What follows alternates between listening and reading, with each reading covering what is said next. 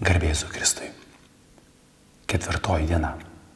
Vardant Dievo, Tėvo ir Sūnaus ir Šventosios Dvasios. Amen.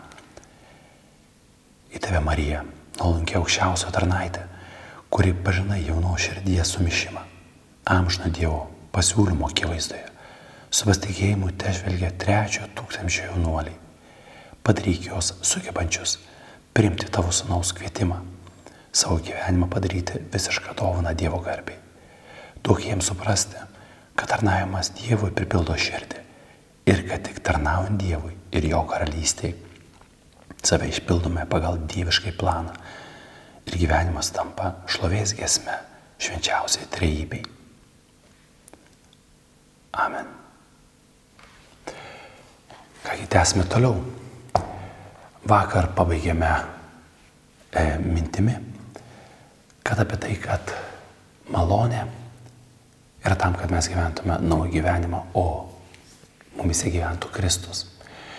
Tęsime šiandien šią temą, galim pažiūrėti į tą skirtumą, kuris yra tarp graikų ir Pauliaus, arba tarp graikų minties ir Biblijos minties. Koncepcijos skirtumas yra radikalus. Pas graikus, kaip atsimeta, davėjas arba dovanotojas privalo surasti vertą gavėją. Ir tik vertas gavėjas gali gauti dovaną. Dievasgi neieško verto gavėjo, bet duoda visiems, o tai yra nevertiems.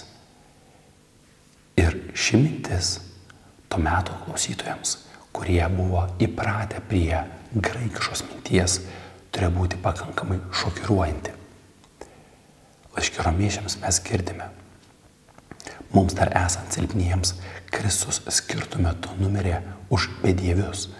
Vargu, ar kas sutiktų numirti už teisųjį, nebent kas ryžtųsi numirti už geradarį.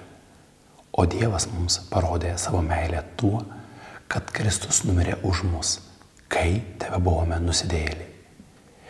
Jeigu, kai dar buvome priešai, mūsų taikino su Tėvu jo Sūnaus mirtis, tai juo labiau mūsų išgelbės jo gyvybė, kai jau esame sutaikinti.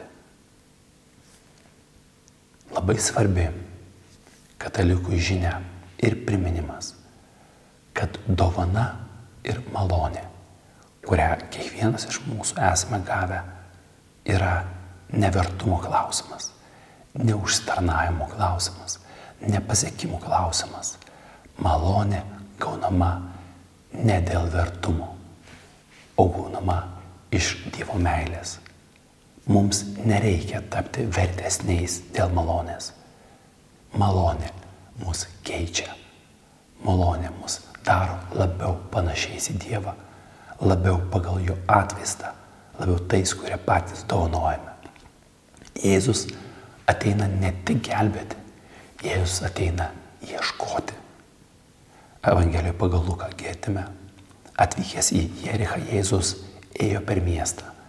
Ten buvo žmogus vardu Zachiejus, muitininkų viršininkas ir turtuolis. Tikrai nevertas žmogus. Visi puikiausiai suprantame, kad muitininkai buvo tie, kurių niekas nemėgo.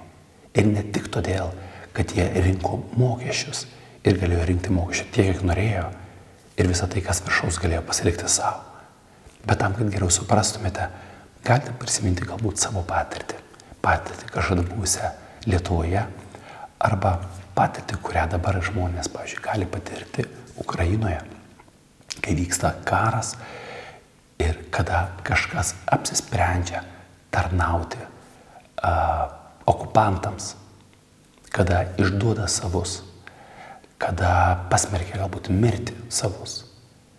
Tai yra žmogus, kuris išdavė savo tautą, išdavė savo artimuosius. Todėl toksai žmogus tikrai nėra vertas dovanos, o Jėzus į jį nukreipė savo žvilgsnį. Taigi, nebijokime būti nevertais, bijokime atstumti malonę.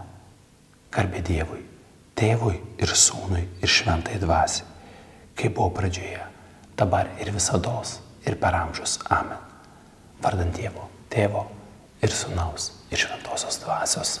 Amen.